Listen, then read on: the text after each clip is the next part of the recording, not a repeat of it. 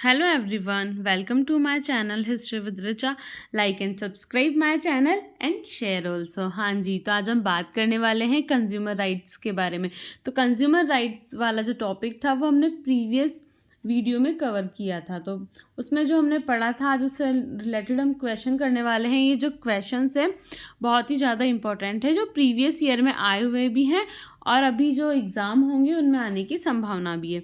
तो हम लोग स्टार्ट करते हैं क्वेश्चन नंबर 1 से। कंज्यूमर राइट के बारे में आज हम पढ़ेंगे। The consumer protection act was enacted in which year? जो हमारे इंडिया में उपभोक्ता अधिकार अधिनियम था वो कब लागू किया गया? तो इसका आंसर होगा 1986 को ये लागू किया गया। तो which will be the right answer? Right answer is the 1986। B is the right answer. हाँ जी, नेक्स्ट क्वेश्चन है हमारा, protecting the rights of consumer in India. इसका आंसर होगा, इसके ऑप्शन देखते पहले हम। Competition commission of India, reserve bank of India, consumer protection council, confederation of Indian industries. जो हमारे भारत में, हमारे इंडिया की हम बात करें, उसमें जो कंज्यूमर राइट है उनको प्रोटेक्ट कौन करता है?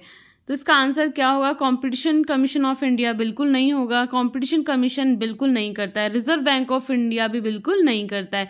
अब है कंज्यूमर प्रोटेक्शन काउंसिल, तो इसका आंसर होगा कंज्यूमर प्रोटेक्शन काउंसिल जो है ये क्या करती है? प्रोटेक्ट करती है कंज्यूमर राइट्स को। और है कॉन्फेडरेशन ऑफ इंडियन इंडस्ट्रीज, मतलब है कि जो उद्योग संघ है वो भी नहीं करता है।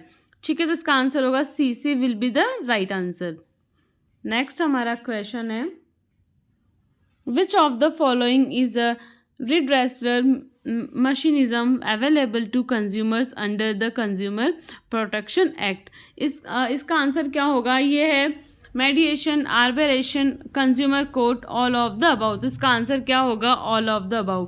D will be the right answer. तो आप इसको देख सकते हैं कि ये जो मेडिटेशन ही इसका मतलब होता है मध्यस्थता करना। ठीक है, तो इसका आंसर हमें याद रखना है all of the above. Consumer court, mediation, arbitration, इसका तो ये तीनों हैं, तो इसका होगा ऑल ऑफ द अबाउ। आगे,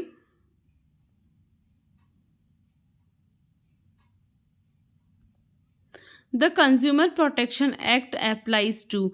जो कंज्यूमर प्रोटेक्शन एक्ट है हमारा, उपभोक्ता अधिकार अधिनियम जो है वो किस पर लागू होता है, किस पर अप्लाई होता है? गुड्स पर, सर्विस पर, both goods and services, neither goods not services. तो ये चार ऑप्शन जो हैं इसमें से इसका आंसर क्या होगा? इसका आंसर होगा, तो इसका आंसर क्या होगा? C will be the right answer. Both goods and service. तो कंज्यूमर प्रोटेक्शन जो एक्ट है वो गुड्स और सर्विस दोनों पर लगता है, वस्तु और सेवा दोनों पर। Goods and service, service means सेवा, गुड्स मीन्स वस्तु, तो ये दोनों पर ही लगता है, हमें याद रखना है। आगे हमारा नेक्स्ट क्वेश्चन है, the consumer protection act is applicable to all transactions involving goods and service up to a value of. इसका आंसर क्या होगा? एक क्वेश्चन पूछ रहा है कि हम मतलब जो उपभोक्ता अधिकार अधिनियम है वो कहाँ तक की जो वैल्यू है, मतलब कहाँ तक की जो पैसे हैं उसमें हम वो कर सकते हैं, क्या कर सकते हैं? केस कर सकते हैं। तो इसका आंसर दिया हुआ है 10,000, 20,000, 50,000 या फिर 1,00,000 तक। तो इसका जो आंसर होगा 50,000 तक। तो इसका आंसर होगा 50,000, मतलब 50,000 तक। लेकिन ये किसकी बात कर रहा है? गुड्स एंड सर्विस की। यहाँ पर हम गुड्स एंड सर्विस की बात कर रहे हैं, तो हमें ये भी याद कर रखना है। C will be the right answer. आगे है, which of the following is not a right of consumers. कि कौन से अधिकार हैं जो उपभोक्ता के नहीं है। कल हमने पढ़े थे उपभोक्ता के अधिकार, तो उनमें से इनमें कौन सा नहीं है? अब हम देखेंगे, राइट टू बी हर्ड ये भी है, राइट टू सीक रेड्रेसल ये भी है, right to be resale, right to be safety. अब हम यहाँ देखेंगे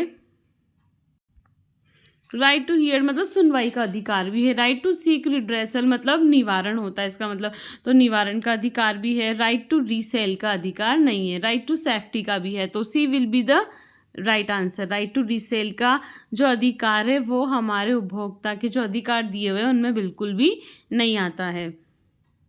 आगे,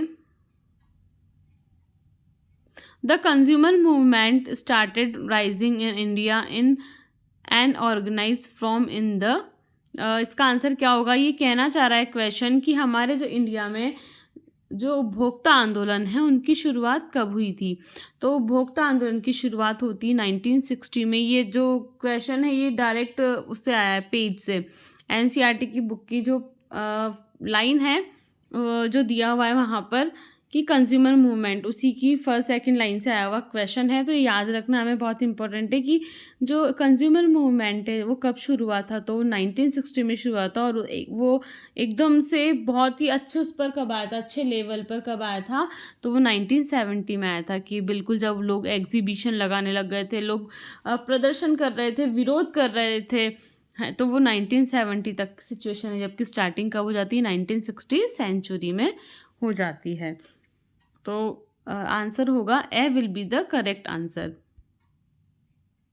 नेक्स्ट हमारा क्वेश्चन है, till the consumer organisation were largely engage in writing article and holding exhibitions. आ गया ये जो मैंने आपको एक्सप्लेन किया पहले, वो कि जो मूवमेंट की अगर हम बात करें तो 1960 में स्टार्ट हुए है। कौन से मूवमेंट? Consumer movements. फिर हम यहाँ पर बात करें कि consumer organisation were largely engaged in writing article and holding exhibition, की कब लोग विरोध करने लगे, प्रदर्शन करने लगे, आर्टिकल्स लिखने लगे, न्यूज़पेपर में लिखने लगे, जर्नल्स में लिखने लगे, किसके खिलाफ? उपभोक्ताओं के मतलब बायर्स और सेलर्स के बीच क्या हुआ? डिस्प्यूट हो गया कि वो लोग उनका नुकसान कर रहे हैं। तो ये कब स्टार्ट होता है? 1970 में। मतलब ये 1970 में अपनी चरम सीमा पर आ जाता है, इसका विरोध होने लगता है। जबकि स्टार्टिंग 1960 हमने प्रीवियस क्वेश्चन में पढ़ा है, देखिए आप, ये रहा 1960, यहाँ पर है राइजिंग इन इंडिया। जबकि हम यहाँ पर बात कर रहे हैं कि वो कब राइटिंग आर्टिकल्स लिखने लगे, होल्डिंग एग्जीबिशन करने लगे, और जर्नल्स में, न्यूज़पेपर्स में छापने लगे, अगेंस्ट जाने लगे, विरोध करने लगे, प्रदर्शन करने लगे। तो इसका आंसर क्या होगा? D will be the correct answer. 1970 is the right answer. आगे हम बात करें इन 1985, ये भी फर्स्ट जो टॉपिक दिया हुआ था उसकी फर्स्ट लाइन से क्वेश्चन है एनसीईआरटी से। In 1985, the adopted the guidelines for consumer protection. This was a tool for nation to adopt measures to protect consumers and for consumer advocacy groups. तो इसका आंसर क्या होगा? ऑप्शन देखते हैं हम। World Trade Organisation, United Nation, World Economic Forum, none of the above. तो इसका answer होगा b will be the correct answer, United Nation. ठीक है, संयुक्त राष्ट्र संघ इसका आंसर होगा। 1985 में ना उन्होंने अपनी गाइडलाइन जारी कर दी थी और कंज्यूमर को प्रोटेक्ट करने का उन्होंने क्या कर दिया था? अनाउंसमेंट कर दिया था। तो यूनाइटेड नेशन मतलब राष्ट्र संघ। आगे हम बात कर रहे हैं अंडर कोपरा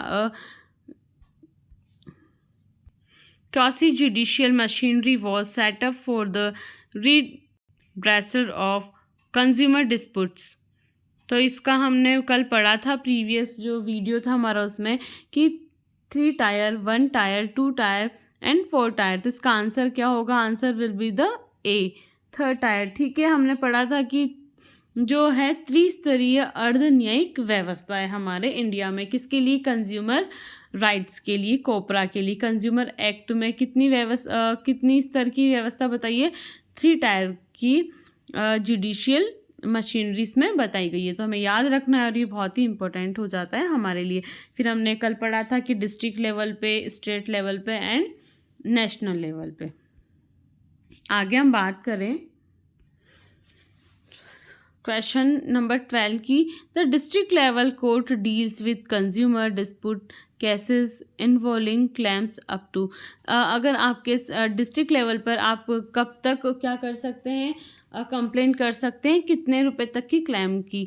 तो इसका आंसर ऑप्शन है 20 lakh, option B 50 lakh, option C 70 lakh and option D none of the above. तो आंसर क्या होगा? Which will be the right answer?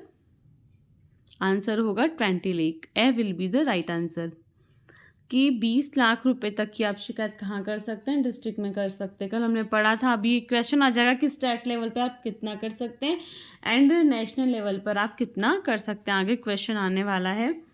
हमारा 30 नंबर का क्वेश्चन है, एक मार्क और hallmark logos and certification help consumer get assured of quality while purchasing the goods and service. आपने एक mark hall mark logos जो देखे हैं, तो इसमें से और कौन सा जो लोगो है आपको करना है? फिलिंग इन द ब्लैंक्स की तरह ये MCQ है। तो इसका आंसर होगा GI होगा, GI टैग आप बोल सकते हैं, या फिर SII होगा, IGI होगा, या फिर ISI होगा। तो इसका आंसर होगा D will be the correct answer, ISI। ठीक है, तो आपको क्या करना है? ISI करना है। कल हमने पढ़ा था ISI और एगमार्क, जब हमने पढ़ा था ड्यूटीज़ ऑफ कंज्यूमर कि जो उपभोक्ता उनके क्या कर्तव्य है, तो हमने इसमें पढ़ा था कि वो जब भी कोई चीज़ परचेज़ करेंगे तो वो देखेंगे कि उस पर ISI एगमार्क है या नहीं। इस तरह से एसेक्ट्रा बहुत सारे जो हैं वो हमने पढ़े थे कि वो उसके बाद ही उसको परचेज़ करेंगे। फिर हमने ये भी पढ़ा था कि वो जो मेमो है, मेमो कैश के बारे में भी हमने पढ़ा था कि वो उनसे लेंगे। इस तरह से आगे हमारा क्वेश्चन है, क्वेश्चन नंबर 14 क्या कहता है? For consumer disputes the state level courts deal with cases involving claims between रेज 20 लाख एंड, क्या होगा इसका आंसर? 20 लाख एंड, इसमें ऑप्शन दिया हुआ है 75 लाख, 50 लाख, 2 करोड़ एंड 1 करोड़। तो इसका आंसर क्या होगा? D, 1 crore will be the right answer. ठीक है, 1 करोड़ 20 लाख से 1 करोड़ तक की क्या होनी चाहिए? यहाँ पर शिकायत दर्ज करवा सकते हैं। अगर 1 करोड़ से अधिक का मामला है तो उसकी कहाँ करवाएंगे हम? फिर नेशनल लेवल पर। स्टेट लेवल पर जैसा कि हमने प्रीवियस क्वेश्चन में देखा, स्टेट लेवल पर हम क्या करवा रहे हैं? 20 लाख तक। फिर हम आ जाते हैं डिस्ट्रिक्ट लेवल पर हम करवा रहे हैं 20 लाख रुपए तक की। फिर हम आ जाते हैं स्टेट लेवल पे। स्टेट लेवल पे हमारा होगा 20 लाख से 1 करोड़ तक की, और नेशनल लेवल पे 1 करोड़ से अधिक की हम शिकायत दर्ज करवा सकते हैं। नेक्स्ट हमारा क्वेश्चन कहता है, India has been observing as national consumer day. हमारे इंडिया में जो है राष्ट्रीय उपभोक्ता दिवस, नेशनल कंज्यूमर डे कब मनाया जाता है? इसका ऑप्शन दिया हुआ है कि दिसंबर, मतलब 24 दिसंबर, 24 नवंबर, 24 मई या फिर अप्रैल, 24 अप्रैल। तो इसका आंसर क्या होगा? A will be the right answer, 24 दिसंबर। ठीक है, इसका आंसर होगा नेशनल जो कंज्यूमर डे है वो कब मनाया जाता है? 24 दिसंबर को मनाया जाता है हमारे इंडिया में। तो ये क्वेश्चंस हैं, ये सफिशिएंट हैं कंज्यूमर राइट्स से NCERT को लेकर। ही जो क्वेश्चन मैंने अपलोड किए हैं ये सफिशिएंट और बहुत ही बेनिफिशियल भी हैं, जो प्रीवियस ईयर में पूछे जा चुके हैं और आगे एग्ज़ाम में भी आने की पूरी संभावना है। आज के लिए इतना ही, हम मिलेंगे नेक्स्ट वीडियो में। Have a good day and have a good luck.